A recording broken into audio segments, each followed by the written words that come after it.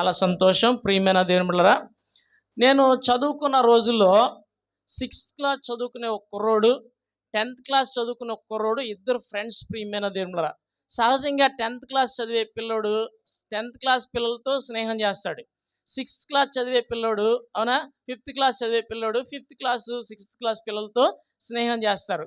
Break టైంలో, అవునా, బెల్ల కొట్టగానే 10th క్లాస్ కుర్రోడు 6th క్లాస్ కుర్రోడు దగ్గరికి వచ్చి ఇద్దరు కూడా చేతులు పట్టుకుని, లేకపోతే ఏంటండి, వాళ్ళు కార్యక్రమంలోకి అంటే ఆడుకోవడమో లేకపోతే ఏదైనా స్నాక్స్ కొనుక్కోవడానికో వెళుతూ ఉండేవారు. అందరికీ తెలిసింది ఆ విషయం అనమాట మా స్కూల్లో. అయితే ఇప్పుడు 10th క్లాసు కుర్రోడు 6th క్లాస్ కుర్రోడితో స్నేహం చేయడం అది గొప్ప విషయమే కాదంటారా? ఒక పెద్ద వ్యక్తి, అవునా, అంటే వయసులో కావచ్చు, ఇంకా క్లాసులో కావచ్చు, ఉన్నతంగా ఉన్నవాడు చిన్నవాడితో స్నేహం చేయడం, ఈ చిన్నోళ్ళలో గొప్పతనం ఉందో తెలీదు, పెద్దోళ్ళలో గొప్పతనం ఉందో తెలీదు. సహజంగా ఏ క్లాసులో ఆ క్లాసులో ఫ్రెండ్స్ ఉంటారన్నమాట. ఈ నా ఫ్రెండ్ 10th అండి అంటారు, లేకపోతే నా ఫ్రెండ్ ఇంటర్, అవునా, నా ఫ్రెండ్.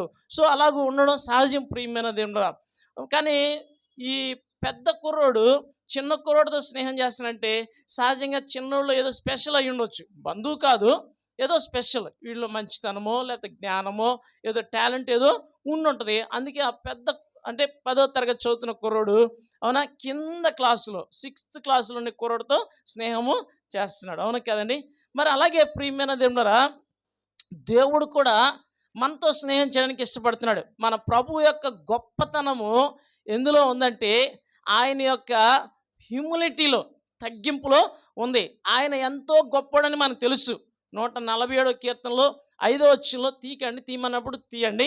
మన ప్రభువు గొప్పవాడు, అధిక శక్తిమంతుడు, ఆయన జ్ఞానమునకు మితిలేదు. మన ప్రభువు గొప్పవాడన్న సంగతి మనకి తెలుసు. ప్రియమైన దేవుడా, మరి గొప్పవాడు మనతో సాంగత్యం చేయడానికి, మనతో స్నేహం చేయడానికి ఇష్టపడుతున్నాడు. హల్లెలూయా. ఇప్పుడు 10th క్లాస్ కుర్రోడు 6th క్లాస్ కుర్రోడితో స్నేహం చేయడానికి ఇష్టపడ్డాడంటే బహుశా ఈ 6th క్లాస్ కుర్రోళ్ళలో కూడా ఏదో ఉండుంటుంది, 10th క్లాస్ కుర్రోళ్ళలో కూడా ఏదో గొప్పతనం ఉండుంటుంది. మరి దేవుడు మనతో సాంగత్యం చేయడానికి మనలో ఏం గొప్ప ఉందండి? అవునా, ఏమీ లేదు. కానీ ఆయన మనతో స్నేహం చేయడానికి ఇష్టపడుతున్నాడు. హల్లెలూయా.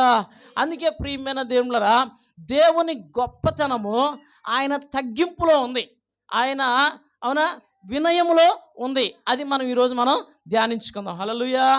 అర్థమైందండి? దేవుని గొప్పతనం ఎందులో ఉందండి? తగ్గింపులో. దేవుడు మహోన్నతుడు. 138వ కీర్తనలో 6వ వచనంలో ఆయన మహోన్నతుడైనను దీనులను లక్ష్య పెడతాడట. ఎవరిని లక్ష్య పెడతాడండి? మహోన్నతుడు. మన దేవుడు ఎవరండి? మహోన్నతుడు. కానీ మనలాంటి దీనులను కూడా లక్ష్య పెట్టే దేవుడు అనమాట. యెషయా గ్రంథంలో 57వ అధ్యాయంలో 15వ వచనంలో చూస్తే ఈ మాట మనకు కనిపిస్తుంది. యెషయా గ్రంథంలో 57వ అధ్యాయంలో 17వ వచనంలో, మహాగణుడును, మహోన్నతుడును, పరిశుద్ధుడును, నిత్య నివాసినైన వాడు ఇలాగ సెలవిచ్చున్నాడు, నేను మహోన్నతమైన స్థలములలో నివసించువాడును, అయినను దీన మనస్సు గలవారి యొద్దను, వినయము గలవారి యొద్దను, నలిగిన హృదయము గలవారి యొద్దను నివసిస్తున్నా అంటాడు. హల్లెలూయా. అర్థమవుతుందండి? ఆయన మహోన్నతుడు. కానీ ఎక్కడ ఉంటాడట? దేవుడికి 2 ప్లేసులు, ఒకటి ఆఫీసు, ఒకటి ఇల్లు. పరలోకం ఆఫీస్ అయితే దీనులు ఇల్లు ఆయనకి ఇల్లు అనమాట. హల్లెలూయా. అవునా? ఒకవేళ దీని ఇల్లు ఆఫీస్ అనుకుంటే పరలోకం ఇల్లు అనుకోవాలి. హల్లెలూయా. అయితే అక్కడ ఇక్కడ కొన్నిసార్లు మనం అంటాం, ఆయన ఉంటే ఆఫీసులో ఉంటారు, లేకపోతే ఇంట్లో ఉంటారంటారు. అవునా కదండి? ఇంకెక్కడికి వెళ్ళరు. అవునా? అలాగే మన దేవుడు మహోన్నతుడు, మహోన్నతమైన స్థలంలో ఉంటాడు. కానీ మళ్ళీ ఉంటే ఎక్కడ ఉంటాడు? దీనుల దగ్గర ఉంటాడు. సో మనతో అలా స్నేహం చేయడానికి ఇష్టపడుతున్నాడు. కాబట్టి ఎవరితో ప్రభు స్నేహం చేస్తున్నాడో కొన్ని విషయాలు ధ్యానించుకుందాం. చిన్న మాట ప్రార్థన చేసుకుందాం. కళ్ళు మూసుకోండి. తండ్రి, మీకు వందనాలయ్యా. మీరు మాట్లాడితే మేము బ్రతుకుతాము నాయన. మీరే మాతో మాట్లాడి మహిమ పొందమని ఈ ప్రార్థనకు ప్రతిఫలం దయచేసారు నమ్ముచ్చు యేసయ్య నామములో ప్రార్థించి స్తుతిస్తున్నాము తండ్రి. ఆమేన్. గట్టి చదువు. ఆమేన్, ఆమేన్. హల్లెలూయా. మన దేవుడికి ఒక పెద్ద పేరు, అవునా, అది అన్యులు తిడుతూ పెట్టారు. అది నిజంగా ఏంటండి, గొప్పగా చెప్పింది కాదు. కానీ నిజం చెప్పాలంటే మనం గొప్పగా భావించాలి. యేసుప్రభు వారు భూమి మీద ఉన్నప్పుడు ఆయనకి, అవునా, శాస్త్రులు పరిసయ్యులు పాపుల స్నేహితుడు అని పేరు పెట్టారు. ఏమని పేరు పెట్టారు? ఫ్రెండ్ ఆఫ్ సిన్నర్స్ అని పెట్టారు అన్నమాట. అవునా? ఆయన ఏంటంటే అందరితో కలిసి భోజనం చేస్తున్నాడు. మత్తయిని దేవుడు సేవకు పిలిచాడు. మత్తయి ట్యాక్స్ కలెక్టర్ అనమాట, పన్ను వసూలు చేస్తున్నాడు. ఆయన సేవకు పిల్లగానే అంతా విడిచిపెట్టి వచ్చి ఆయన కృతజ్ఞత కూటం పెట్టుకున్నాడు. ఆయన ఇంటికి అందరినీ పిలిచాడు. పిలిచినప్పుడు యేసు ప్రభువారు ఆయన శిష్యుల దగ్గరికి సుంకరులు పాపులు వచ్చి కూర్చున్నారు. వాళ్ళతో కలిసి యేసయ్య భోజనం చేస్తుంటే, మీ బోధకుడు సుంకరులతో పాపులతో కలిసి భోజనం చేస్తున్నాడు, ఏం బోధకుడండి, ఏం గురువు గారండి, ఏం గొప్పోడండి వాళ్ళు హేళనగా మాట్లాడారు. ఎలా మాట్లాడారు? హేళనగా మాట్లాడారు. దాన్నే మళ్ళీ ప్రభు ప్రస్తావిస్తూ ఇంకో దగ్గర ఇంకో మాట చెప్తారు. చూడండి, ఆ మాట మనకి కనిపిస్తుంది. లూకా సువార్తలో 7వ అధ్యాయం చూడండి. 7వ అధ్యాయంలో 34వ వచనం చదువుతున్నాడు. 34వ వచనం, మనుష్య కుమారుడు తినుచును త్రాగుచును వచ్చును గనుక మీరు ఇదిగో వీడు తిండిపోతును మద్యపానీయు సుంకరులకును పాపులకును స్నేహితుడని మీరు అనుచున్నారు. యేసు ప్రభువారిని ఏమని తిట్టారట? మద్యపానం చేస్తున్నాడని, తిండిపోతని, పాపులకు సుంకరులకు స్నేహితుడని యేసయ్యను హేళనగా మాట్లాడారు. నిజం చెప్పాలంటే మనం ప్రైడ్గా చెప్పుకోవచ్చు, yes my lord is friend to the sinners. Hallelujah. పాపుల స్నేహితుడు. అవునా కానీ మనం గొప్పగా చెప్పుకోవచ్చు, నిజమే నేను పాపిని. కానీ ఎవరు ప్రేమించకపోయినా, ఎవరు ప్రేమించారండి? యేసయ్య ప్రేమించారు. ఎవరు స్నేహం చేయకపోయినా, ఎవరు స్నేహం చేశారండి? యేసయ్య స్నేహం చేశాడు. అర్థమవుతుందండి? ధనవంతులకి అనేక మంది స్నేహితులు ఉంటారు, దరిద్రుడికి స్నేహితులు తక్కువ ఉంటారు. నిజం చెప్పాలంటే ఒక మంచి పుస్తకం లేకపోతే, మంచి స్నేహితులు లేకపోతే వాడని దరిద్రుడు ఇంకోటి లేడు. అర్థమైందా ఏం చెప్పాను? ఓ మంచి పుస్తకం, మంచి స్నేహితుడు భూమి మీద లేని వాళ్ళు ఎవరైనా ఉన్నారంటే వాళ్ళు దరిద్రులతోనే సమానం అనమాట. అర్థమైందండి? కాబట్టి ప్రియమైన దేవునులారా, కానీ మనం అలాంటి దరిద్రతలో ఉన్న మనలను దేవుడు ప్రభు ప్రేమించారు. ప్రభు ప్రేమించి మనతో స్నేహం చేయడానికి ఈ లోకానికి వచ్చారు. హల్లెలూయా. గట్టి జన హల్లెలూయా. కాబట్టి ప్రియమైన దేవునులారా, ఇది నువ్వు ఎంత పాపివైనా సరే దేవుడు నిన్ను ప్రేమిస్తున్నాడు. ఆయన స్నేహం చేయడానికి ఇష్టపడే దేవుడు. బైబిల్లో ఇద్దరితో స్నేహం చేస్తున్నట్లుగా క్లియర్గా వ్రాయబడింది. నిర్గమకాండంలో 33వ అధ్యాయంలో 11వ వచనంలో చూస్తే మోషే గురించి రాయబడింది. ఎవరి గురించి రాయబడింది? మోషే గురించి రాయబడింది. ఒక మనుషుడు తన స్నేహితుడు మాట్లాడినట్లు దేవుడైన యెహోవా మోషేతో ముఖాముఖిగా మాట్లాడాడట. ఎలా మాట్లాడాడు? ముఖాముఖిగా. స్నేహితుడితో మాట్లాడినట్లు దేవుడు మోషేతో మాట్లాడాడు. వాళ్ళిద్దరి గురించి అలాగూ వ్రాయబడింది. అలాగే యెషయా గ్రంథంలో 41వ అధ్యాయంలో 8వ వచనంలో చూస్తే అబ్రహాము గారి గురించి రాయబడింది. అబ్రహాము గారి గురించి దేవుడు అంటాడు, నా స్నేహితుడైన అబ్రహాము సంతానమా, ఇశ్రాయేలుతో మాట్లాడుతూ, నా సేవకుడు అయిన ఇశ్రాయేలు, నా దాసుడు అయిన యాకోబు భయపడకము, నా స్నేహితుడైన అబ్రహాము సంతానమా మీరు భయపడద్దు అంటున్నాడు. అంటే అబ్రహాము దేవునికి స్నేహితుడు. అబ్రహాము ఎవరికమ్మా? దేవునికి స్నేహితుడు. అవునా? అంతలాగా దేవుడు మనుషులతో స్నేహము చేశాడు. ఇప్పుడు మనతో స్నేహం చేయాలని ఇష్టపడుతున్నాడు. మనం ఎవరమి? నిజానికి పాపములో ఉన్నాం. ఎక్కడున్నామమ్మా? పాపములో ఉన్న వారితో ఎవరు స్నేహము చేయరు. ప్రియమైనది, మనం చెడిపోయిన వాళ్ళం అనుకోండి, ఎవరు స్నేహం చేయరు. కానీ యేసయ్య పాపులతో స్నేహం చేసి వాళ్ళని పరిశుద్ధులుగా మార్చాడు.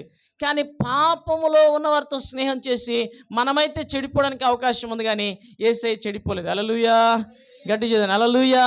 అర్థమవుతుందండి? యేసయ్య చెడిపోలేదు. పాపులతో స్నేహం చేసి చెడిపోలేదు. వ్యభిచారి ఆయన ముట్టుకోగానే ఆమెలోనికి పరిశుద్ధత వచ్చింది తప్ప ఈయనకేమీ కాలేదు. ప్రియమైనది, కుష్ఠరోగి యేసయ్యని ముట్టుకోగానే ఈయనకేమీ కాలేదు, కానీ ఆయనకి స్వస్థత వచ్చింది. హల్లెలూయా. మన ప్రభు గొప్పతనం అందులో కనబడుతుంది. అందుకని ప్రియమైనది, ఇది గమనించవలసిన విషయం ఏంటంటే, ఆయన పాపులతో స్నేహం చేసి వాళ్ళని పరిశుద్ధులుగా మార్చాడు. ఇది నీతో స్నేహం చేయడానికి యేసయ్య వస్తే నువ్వు రిజెక్ట్ చేయడం కానీ, నువ్వు దూరంగా వెళ్ళిపోవడం కానీ చేస్తే అది నీకే నష్టం. ఎవరికి నష్టం అమ్మా? నీకే నష్టం. ఎందుకంటే ఆయన మహోన్నతుడు. ఆయన ఎవరండి? మహోన్నతుడు. మనతో స్నేహం చేయడానికి ఈ లోకానికి వస్తే మనం ఆయన స్నేహాన్ని తృణీకరిస్తున్నాం. దానంత దౌర్భాగ్యం ఇంకోటి లేదు, దానంత దరిద్రత ఇంకోటి లేదు. ప్రియమైన దేవుడా, కాబట్టి దేవుడు నీతో స్నేహం చేయాలని నీ దగ్గరికి వచ్చినప్పుడు నీవు హృదయం అనే ద్వారము తెరిచి ఆయన ఆహ్వానించాలి. ఏం చేయాలండి? హృదయం అనే ద్వారము తెరవాలి. అర్థమవుతుందండి?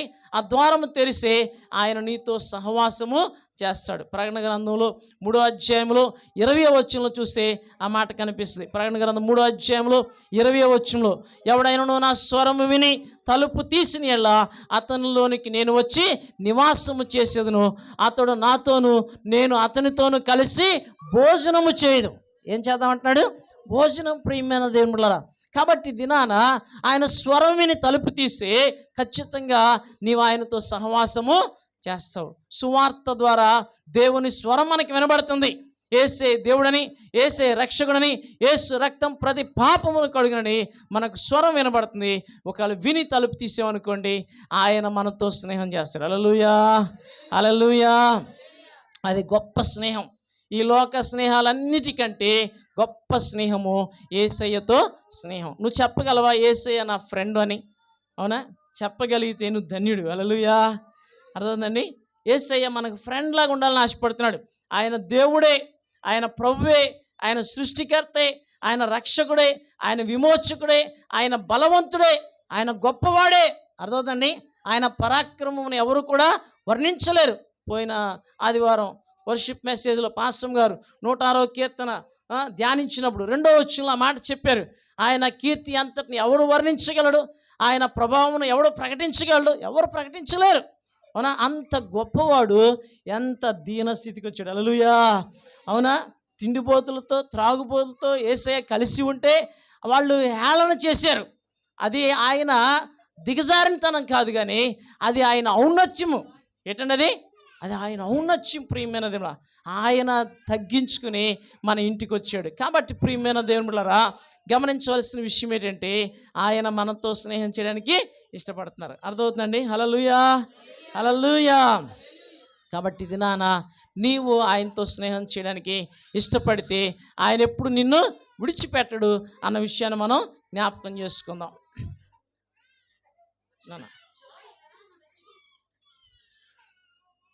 ఓకే,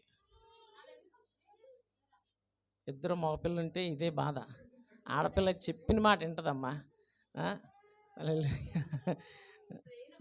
ఓకే, ఓకే, హల్లెలూయా. ఓకే, మంచిది. దేవుడు ఎవరితో స్నేహం చేస్తున్నాడు? పాపులతో స్నేహము చేసే దేవుడు. అలాగని పాపిగా ఆయన మారిపోలేదు, కానీ మళ్ళీ పాపిని ఏం చేస్తాడండి? పరిశుద్ధుడిగా, నీతిమంతుడిగా మార్చేస్తాడు. అవునా కానీ? మనతో స్నేహం చేసి ఆయన ఏం చేస్తున్నాడమ్మా? మనల్ని తన పోలికలోనికి మారుస్తున్నాడు. ఏం చేస్తున్నాడండి? తన పోలికలోనికి మారుస్తున్నాడు. ఆయనతో స్నేహం చేస్తే ఆయన పోలికలోని మారుతాం. అందుకే ఒక సామెత ఉంటుంది, నీ ఫ్రెండ్ ఎవరో చెప్పు, నువ్వెవరో చెప్పేస్తానంటారు. అవునా కానీ? నీ ఫ్రెండ్ ఎవరో తెలిసిపోతే నీ స్వభావం ఏంటో, నువ్వు ఏ స్థాయి మనిషివో, నువ్వు ఎలాంటి వ్యక్తివో చెప్పేయచ్చు. అవునా కానీ? సో నీ ఫ్రెండ్ యేసు అనుకోండి, నువ్వెవరో చెప్పేయచ్చు. నీ ఫ్రెండ్ యేసు కాదనుకోండి, నువ్వు ఇంకొకలాగా వ్యవహరిస్తూ ఉంటావు. అందుకని ప్రియమైన దేవుడా, మనం యేసయ్యతో స్నేహం చేస్తే యేసయ్యలాగా మారిపోతాం. ఎలా మారిపోతామండి? మారలేదంటే ఇంకా యేసయ్యతో స్నేహము చేయట్లేదు. కొంతైనా మార్పు డే బై డే కనిపించాలా.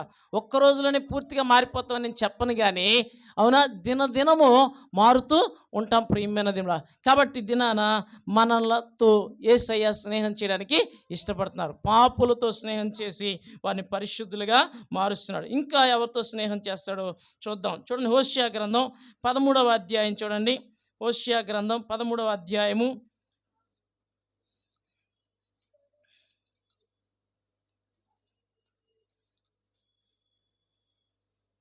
13వ అధ్యాయం 4-5 వచనాలు చూడండి.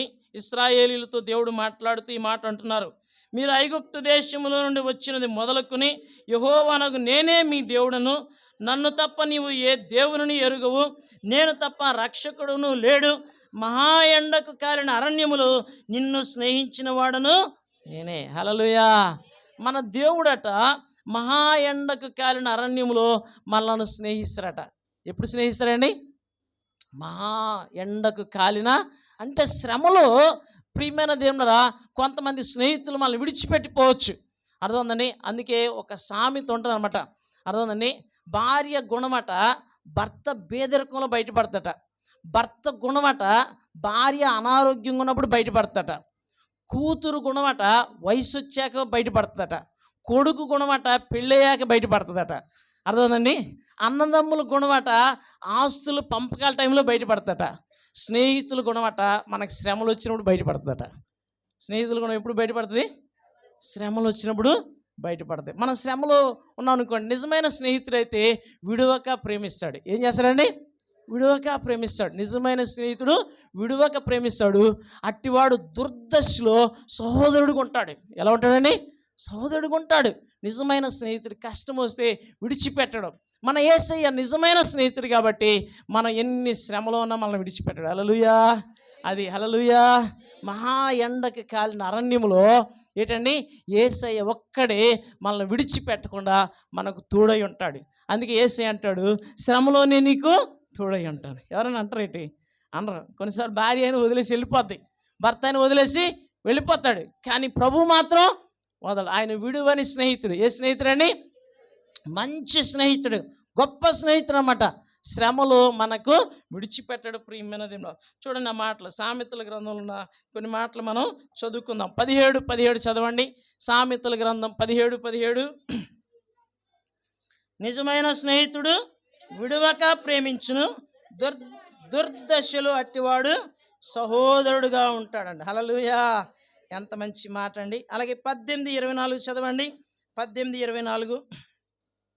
బహుమంది చెలికాండ్రు గలవాడు నష్టపడును, సహోదరుని కంటే ఎక్కువ హత్యుండు స్నేహితుడు కలడు. చాలామంది అంటారు, అవునా, మాకు 5,000 మంది స్నేహితులు, 10,000 మంది స్నేహితులు ఉన్నారండి. ఎక్కడ? ఫేస్బుక్లో.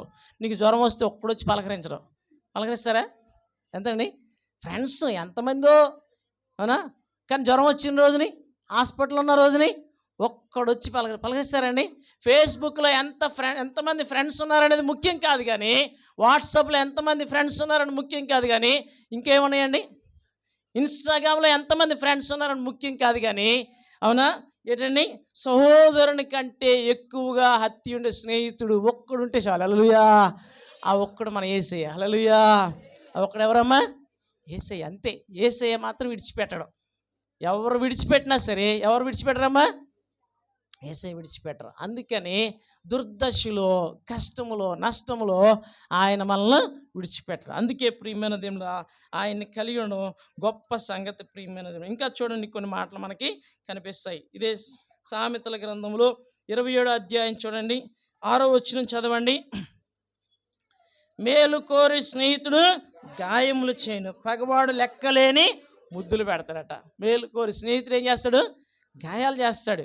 నిన్ను గద్దించారంటే, అవునా కదండి, అవునా, తిట్టారంటే, లేకపోతే ఏదైనా కోపం ఉందా, అవునా, మీరు ఏమైనా పరాయి వాళ్ళా చెప్పండి, మనం ఏమైనా దేవునికి ఇష్టం లేని వాళ్ళమా? దేవుడు మనల్ని ప్రేమిస్తున్నాడు కాబట్టి, నిజమైన స్నేహితుడిగా కాబట్టి మనకేం చేస్తాడండి? గాయం చేస్తాడు. ఆయన మనకు చేసే గాయాలు మన ఆత్మరక్షణ కోసమే. హల్లెలూయా. గడిచి హల్లెలూయా. ఎందుకు గాయం చేస్తాడమ్మా? ఆత్మరక్షణ కోసమే. ఆ గాయం అవ్వకపోతే నీలో రియల్ రిపెంటెన్స్ రాదు, నిజమైన మార్పు రాదు.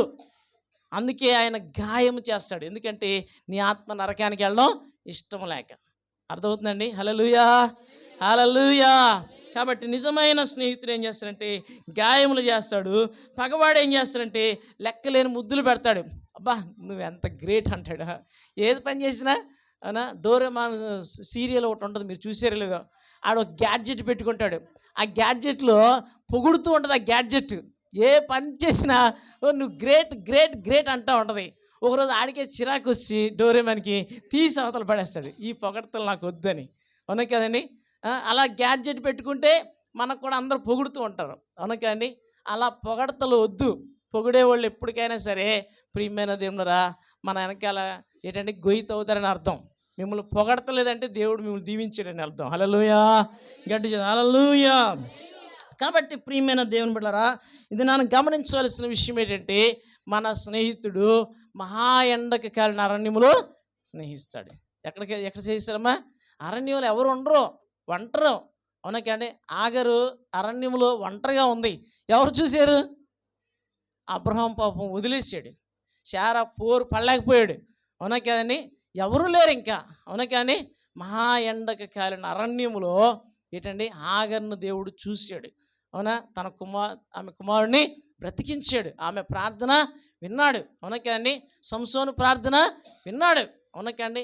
శ్రమలో దేవుడు మనకు విడిచిపెట్టే దేవుడు కానే కాదు. మనం అనుకుంటాం విడిచిపెట్టేస్తాడని. అవునా? ఎప్పుడు మన దేవుడు శ్రమలో విడిచిపెట్టే దేవుడు కాదు. హల్లెలూయా. చాలాసార్లు అలా మనం భావిస్తుంటాం. ఒక గొప్ప దైవజనుడు మహాశ్రమలో ఉన్నప్పుడట ఆయనకు ఒక కళ వచ్చిందట. చాలామంది తెలుస్తుంది, నేను కూడా చెప్పాను, మరొకసారి చెప్తున్నాను. ఆ కళలో ఆయనట బీచ్ ఒడ్డు నడుస్తున్నాడట. నడుస్తూ ఉంటే అవునా 2 పాదాలు ముద్రలు పడాల్సింది 4 పాదాలు ముద్రలు కనబడుతున్నాయట. ఎన్ని కనబడుతున్నాయి? 4 కనబడుతున్నాయట.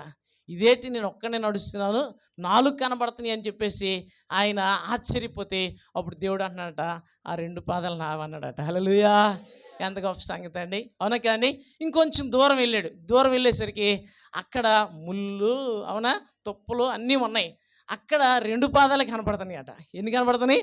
2 పాదాలు కనబడుతుంటే అప్పుడు భక్తుడు మనసులో అనుకున్నాడట, అమ్మ దేవుడు నన్ను విడిచిపెట్టేసాడు అనుకున్నాడట. ఏమనుకున్నాడు? విడిచిపెట్టేసాడు అనుకుని, ప్రభువా నన్ను విడిచిపెట్టావా అంటే అప్పుడు ప్రభు అంటున్నారట, నాన్న ఆ పాదాలు నీవి కాదు నావి, నిన్ను ఎత్తుకుని నడిపిస్తున్నాను అన్నాడట. హల్లెలూయా. ఏం చేశాడు దేవుడు? ఎత్తుకుని నడిపిస్తాడు. శ్రమలో మనల్ని విడిచిపెట్టే దేవుడు కాదు. నిజమైన స్నేహితుడు ఎప్పుడు విడిచిపెట్టడం.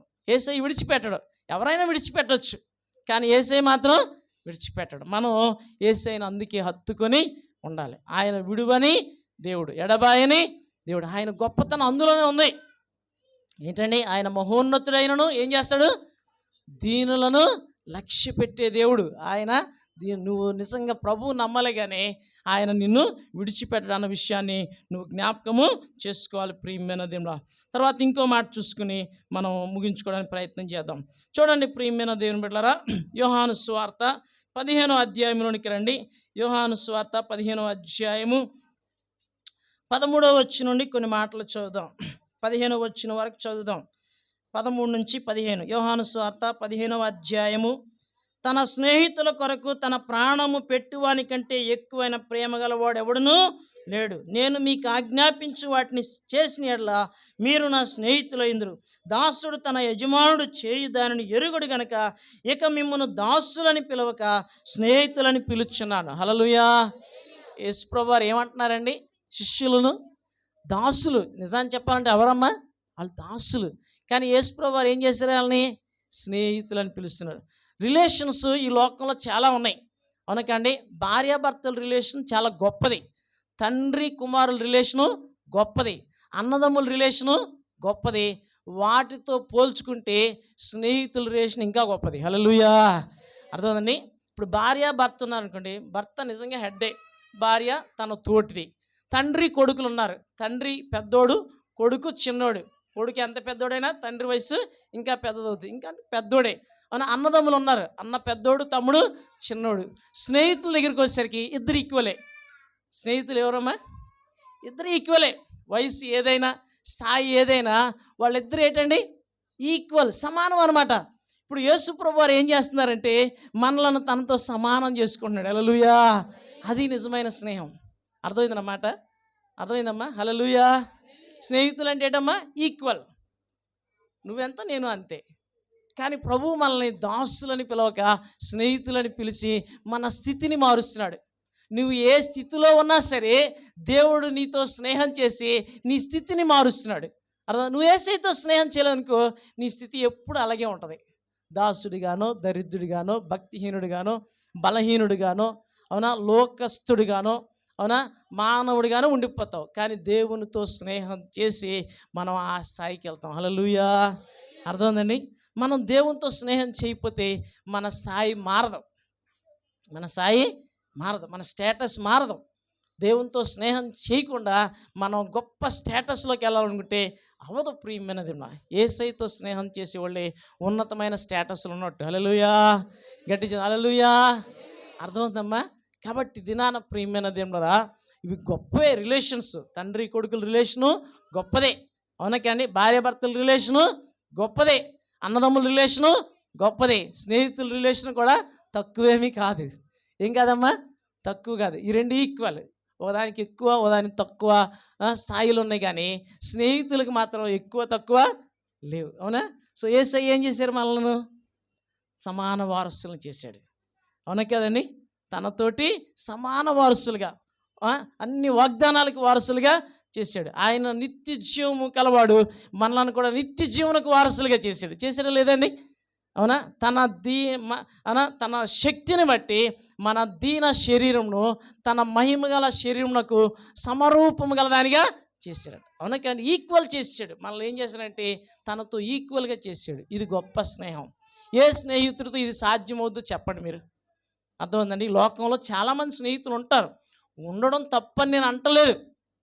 కానీ ఈ స్నేహితుడిగా లేకుండా ఉండడం అది నష్టం నీకు. అర్థమండి? ఈ స్నేహితుడిని కలిగి ఉండి ఇంకో స్నేహితుడిని కలిగి ఉండడం తప్పేం కాదు. లోక సంబంధంగా ఇప్పుడు పాస్టర్ గారిని, నాకు 2-3 స్నేహితులు ఉన్నారు. అర్థమైందండి? అలాగే చర్చిలో ఒకరికొకరు స్నేహితులుగా ఉండాలి. ఉండమనే చెప్పాను. నేను చాలాసార్లు మెసేజ్లు కూడా చెప్పాను, నీకు ఆత్మీయ స్నేహితుడు ఒకళ్ళు ఉండాలి, స్నేహితురాలు ఉండాలని చెప్పాను. ఉండాలి, ఉండకపోతేనే నష్టం. ఆత్మీయంగా ఎదగలేరు. సేవకులైనా విశ్వాసులైనా సరే, అవునా, ఈక్వల్ స్థాయిలో ఉండే, ఆ ఆత్మీయ స్థితిలో ఉండే, లేకపోతే ఇంకొంచెం నీకంటే ఆత్మీయంగా ఎక్కువగా ఉండే వారితో నువ్వు స్నేహం చేయి. అప్పుడు నువ్వు దిగజారిపో, ఇంకొంచెం పెరగడానికి అవకాశం ఉంటుంది అన్నమాట. అర్థమైందండి? అలాగ మనం ఒకరితో ఒకరు స్నేహం చేస్తూ, దేవునితో స్నేహం చేస్తూ దేవుని ఎదగాలి. హల్లెలూయా, హల్లెలూయా. అందుకని మన దేవుడు, మన ప్రభువు పాపులతో స్నేహం చేస్తాడు. ఎవరితో స్నేహం చేస్తాడండి? చేస్తాడు. అవునా? తర్వాత శ్రమలో ఉన్న వారితో స్నేహం చేస్తాడు. తర్వాత దీన స్థితిలో ఉన్న వారితో కూడా స్నేహం చేస్తాడు. హల్లెలూయా. ఆయనను స్నేహితులుగా కలిగి ఉన్నవాడు ధన్యుడు. ప్రియమైన దేవుడా, మళ్ళీ రండి సామెతల గ్రంథంలోనికి ఒకసారి. సామెతల గ్రంథము 27వ అధ్యాయంలోనికి రండి. 27వ అధ్యాయము 9-10 వచనాలు చదువుకుందాం. తైలమును అత్తరును హృదయమును సంతోషపరచినట్లు చెలికాని హృదయములో నుండి వచ్చు మధురమైన మాటలు హృదయమును సంతోషపరచు. చెలికాని అంటే ఫ్రెండ్. అవునా? మన యేసయ్య నోటిలో నుండి వచ్చే మాటలట హృదయాన్ని సంతోషింపజేస్తాయట. ఏం చేస్తాయండి? సంతోషం. మన ప్రభువు మాటలు అంత గొప్పవి. అవునా? ఆయన దగ్గర కూర్చుండి ఆయన మాటలు వినువారు ధన్యులు. అర్థమైందండి? నా గడప యొద్ద కనిపెట్టుకుని నా ఉపదేశం వినువారు ధన్యులని, అవునా, సామెతలు 8లో రాయబడినట్లు ఆయన మాటలు వినువారు ధన్యులు. తర్వాత ఏముంది 10వ వచనంలో? నీ స్నేహితునినైనను నీ తండ్రి స్నేహితునైనను విడిచిపెట్టకము, నీకు ఆపద కలిగిన దినమందు నీ సహోదరుని ఇంటికి వెళ్ళకము, దూరమునున్న సహోదరుడి కంటే దగ్గరనున్న పొరుగువాడు వాసి. వాసి అంటే బెటర్ అనమాట. సో నీ స్నేహితునైనను నీ తండ్రి స్నేహితుని విడిచిపెట్టద్దు. అవునా కదండి? అవునా? మన తండ్రి స్నేహితుడు యేసయ్య అనుకున్న మన స్నేహితుడు యేసయ్యని విడిచిపెట్టకూడదు. లోక సంబంధంగా కూడా నీ తండ్రి స్నేహితులు ఎవరో వాళ్ళని విడిచిపెట్టద్దు. వాళ్ళు నీకు ప్రేమ చూపిస్తారు. అవునా? నీ స్నేహితుని కూడా విడిచిపెట్టద్దు అని బైబిల్ చెప్తుంది. అర్థమవుతుందండి? కాబట్టి మనం వారిని విడిచిపెట్టకూడదు. ఇంకొక మాట మనం చూసుకుని ముందుకెళ్దాం. చూడండి ప్రియమైన దేవుని బిడ్డలారా, 22వ అధ్యాయము 11వ వచనం ఒకసారి చూడండి. 22వ అధ్యాయం 11వ వచనంలో ఒక మాట మనకి, హృదయ శుద్ధిని ప్రేమించు దయగల మాటలు పలుకువానికి రాజు స్నేహితుడు అవుతాడట. హల్లెలూయా. ఏంటండి? ఒకవేళ మనం కూడా హృదయ శుద్ధిని ప్రేమిస్తే, దేని ప్రేమిస్తే అండి? హృదయ శుద్ధిని ప్రేమిస్తే, దయగల మాటలు పలుకుతూ ఉంటే దేవుడట ఏంటండి మనకు రాజు అయిపోతాడు. ఎవరు రాజు అవుతాడండి? అవునా? మనకు స్నేహితుడు అయిపోతాడు. రాజుగారు వాళ్ళకి స్నేహితుడైనట్లు రాజులకు రాజు అయిన యేసయ్య మనకు నిజంగా స్నేహితుడు అవుతాడు. కాబట్టి దినాన నీ స్నేహితుడు ఎవరో నువ్వు చెప్పగలవా? అవునా? నీ స్నేహితుడు ఎవరని నిన్ను ఎవరైనా ఇంటర్వ్యూ చేశారు అనుకోండి, నువ్వేం చెప్తావు? ఒక ఆమెని అలాగే ఇంటర్వ్యూ చేశారు. అమ్మ నీ స్నేహితుడి గురించి నువ్వు చెప్పమ్మా అంటే ఆవిడ బోల్డ్ చెప్పింది. అలాగూ నీవు నేను చెప్పగలిగితే మన జీవితం ధన్యమైపోద్ది. పరమగీత గ్రంథం చూడండి 5వ అధ్యాయంలో షులామితితో అవును అడుగుతున్నారు, అమ్మ షులామితి బోల్డ్ అంతమంది ఉన్నారు కదా, ఎందుకమ్మా అంత అయిపోతున్నావు, ఏంటి ఆయన విశేషము అని అడుగుతారు. చూడండి పరమగీత గ్రంథం 5వ అధ్యాయంలో 9వ వచనంలో ఈ మాట మనకు కనిపిస్తుంది. స్త్రీలలో అధిక సుందరవగు దాన వేరు ప్రియుని కన్నా నీ ప్రియుని విశేషమేంటి? అవునా? నీ ఫ్రెండ్ యొక్క గొప్పతనం ఏంటి అని అడిగితే అప్పుడు ఆమె చెప్తుంది. 10వ వచనం చూడండి. నా ప్రియుడు ధవళవర్ణుడు, రత్నవర్ణుడు, 10,000 మంది పురుషుల్లో అతనిని గుర్తింపవచ్చు. అతని శిరస్సు అపరంజి వంటిది, అతని తల వెంట్రుకలు కాక పక్షముల వలె కృష్ణవర్ణములు, అవి నొక్కులు నొక్కులుగా కనబడుచున్నవి. అతని నేత్రములు నదీ తీరములందుండు గువ్వల వలె కనబడుచున్నవి, అవి పాలతో కడగబడినట్టున్నవి, అవి చక్కగా తాచిన రత్నముల వలె ఉన్నవి. అతని చెక్కిళ్ళు పరిమళ పుష్పస్థానములు, సుగంధ వృక్షముల చేత శోభిల్లు ఉన్నత భూభాగములు. అతని పెదవులు పద్మముల వంటివి, ద్రవరూపక జటామాంసి వలె అవి పరిమళించును. అతని కరములు తర్షీషు రత్నభూషితమైన స్వర్ణ గోళముల వలె ఉన్నవి. అతని కాయము నీలరత్న ఖచ్చితమైన విచిత్రమగు దంతపు పనిగా కనబడుచున్నది.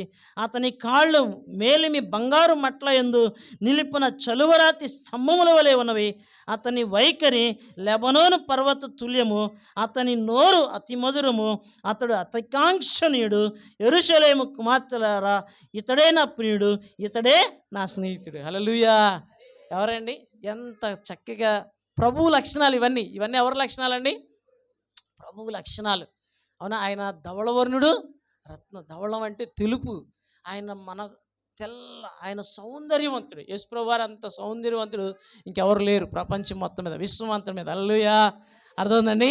ఆయన రత్నవర్ణుడిగా మారాడు. అంటే మన కోసం అణువణువు గాయపరచబడి రత్నవర్ణుడిగా మారాడు. అతని వైఖరి గురించి మొత్తం, అవునా, అతని యొక్క పోస్చర్, అతను నిలబడే ఇది, నడిచే ఇది, మాట్లాడే ఇది అన్నీ కూడా డిస్క్రైబ్ చేస్తూ వస్తుంది. అవునా? అన్నీ మనం ఇప్పుడు ధ్యానించుకోగానే అతని నోరట అతి మధురమాట. ఏంటండి? అతని నోరు కొంతమంది నోరు పాసి కంపేస్తుంది. అవునా? కిళ్ళి కంపు వస్తుంది. అవునా? మందు కంపు వస్తుంది. అవునా కాండి? అలాగుంటుంది. మనదైతే అలాగుండదు. అవునా? యేసయ్యదైతే అలాగుండదు. అవునా కాండి? 45వ కీర్తనలో 2వ వచనంలో ఈ మాట ఉంటుంది. అతని పెదవుల మీద దయారసం పోయబడిందట. ఏం పోయబడింది? దయారసం పోయబడింది. లోకాసు వార్తలో 4:22లో చూస్తే అతని దయగల మాటలకు ఆశ్చర్యపడ్డారట. ఏంటండి? యేసయ్య నోటి నుండి వచ్చాయి దయగల మాటలు. ఆ మాటలు వింటుంటే అందరికీ ఆశ్చర్యం అనిపించింది. అవును కదండి? యేసయ్య మాటలు అంత మధురమైనవి. కాబట్టి ప్రియమైన దేవుని బిడ్డలారా, ఈ స్నేహితుడు నీ స్నేహితుడేనా? అది నా ప్రశ్న. అవునా? ఈయన నా స్నేహితుడని షూలామితి చెప్పింది. అవునా? ఈయన మా స్నేహితుడని నువ్వు చెప్పగలవా అనేది ప్రశ్న. నువ్వు కనుక ఈయన నా స్నేహితుడని చెప్పగలిగితే నీ పరిస్థితే మారిపోద్ది. హల్లెలూయా. హల్లెలూయా. ఆయన్ని స్నేహితుడిగా నువ్వు కలిగి ఉంటే నీకు ఎప్పుడూ కూడా నువ్వు ఒంటరివి కావు, అస్సలు కావు. అంతే. అవునా? యేసయ్యతో స్నేహము అది మధురమైంది. ఏటమ్మా? మధురమైంది. అంతే. నిజమైన స్నేహితుడు ఆయన. నిజమైన, వింటున్నారా? ఎవరమ్మా నిజమైన స్నేహితుడు? యేసయ్య. అవును కదండి? ఎప్పుడు స్నేహిస్తాడు? పాపంలో ఉండే స్నేహించాడు. అవును కదండి? శ్రమలో ఉన్నా స్నేహించాడు, దీనస్థితిలో ఉన్నా స్నేహిస్తాడు. మనం భేదాలు అనుకోండి, మనతో ఎవరు స్నేహం చేయరు. కానీ ఎవరు స్నేహం చేస్తారు? యేసయ్య చేస్తాడు. అర్థమైందండి?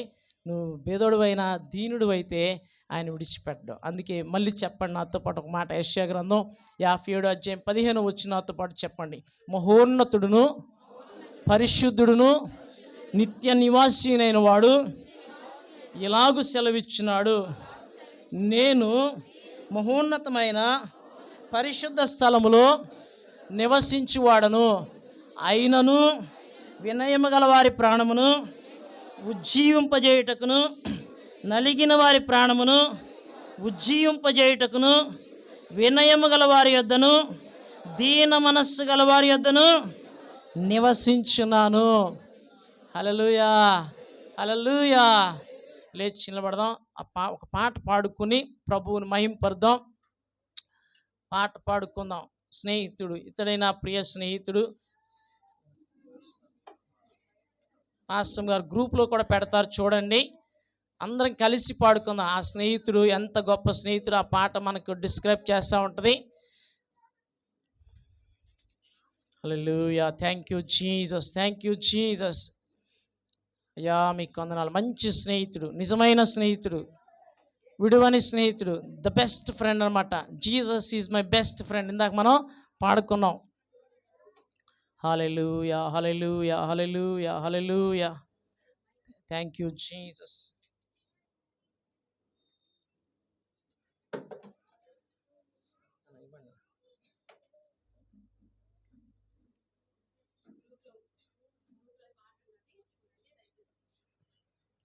స్నేహితుడు ప్రాణప్రియుడు ఇతడే నా ప్రియ స్నేహితుడు. గట్టిగా స్నేహితుడు ప్రాణప్రియుడు ఇతడే నా ప్రియ స్నేహితుడు, నా సమీప బంధువుడు, దీన పాపి బాంధవుడు, నా సమీప బంధువుడు, దీన పాపి బాంధవుడు, స్నేహితుడు ప్రాణప్రియుడు ఇతడే నా ప్రియ స్నేహితుడు. స్నేహితుడు ప్రాణప్రియుడు ఇతడే నా ప్రియ స్నేహితుడు. తోడు నీడలేని నన్ను చూడవచ్చెను, జాడలు వెదకి చాలి చూపెను.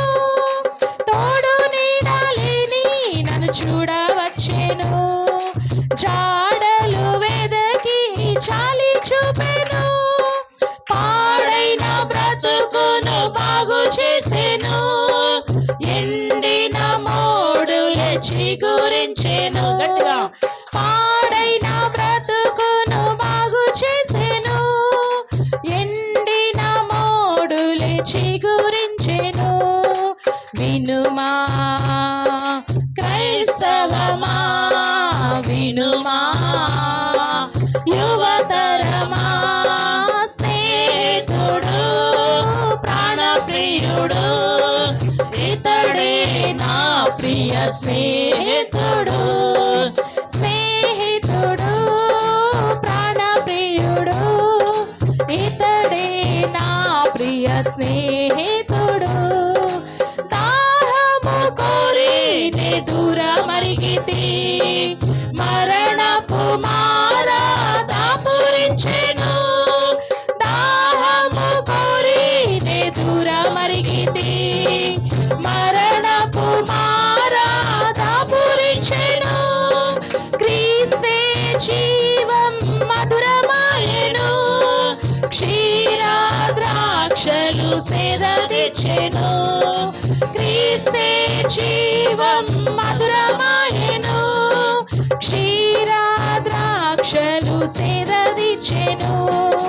వినుమా క్రైస్తవమా, వినుమా యువతరమా, స్నేహితుడు ప్రాణప్రియుడు ఇతడే నా ప్రియ స్నేహితుడు.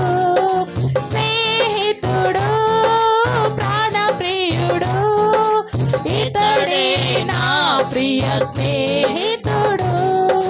బాధలలో నన్ను ఆదరించెను, శోధనలందు తోడు నిల్చెను.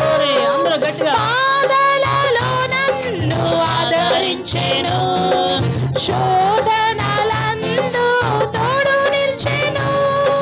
నా మొరలన్నీ ఆలకించెను, నా భారమంతయు తొలగించెను. నా మొరలన్నీ ఆలకించెను, నా భారమంతయు తొలగించెను.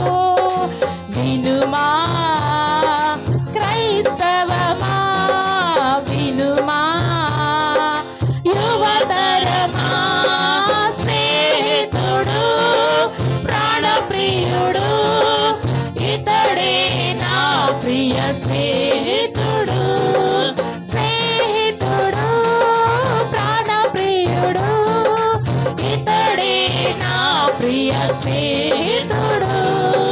నా సమీప బంధువుడు, దీన పాపి బాంధవుడు, నా సమీప బంధువుడు, దీన పాపి బాంధవుడు, స్నేహితుడు ప్రాణప్రియుడు ఇతడే నా ప్రియ స్నేహితుడు.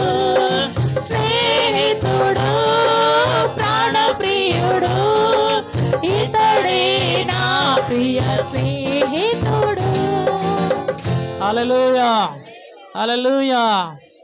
ఎవరికి చెప్పుకోలేని సీక్రెట్ అయినా సరే స్నేహితుడు చెప్పుకుంటాం.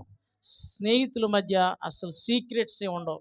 సీక్రెట్స్ ఉంటే వాళ్ళు స్నేహితులు కాదు. ప్రియమైన దేవుడా, యేసయ్యకు నువ్వు చెప్పుకోలేని సమస్య ఏదైనా ఉంది అని నువ్వు అనుకుని చెప్పకపోతే ఆయన నీ స్నేహితుడు కాదు.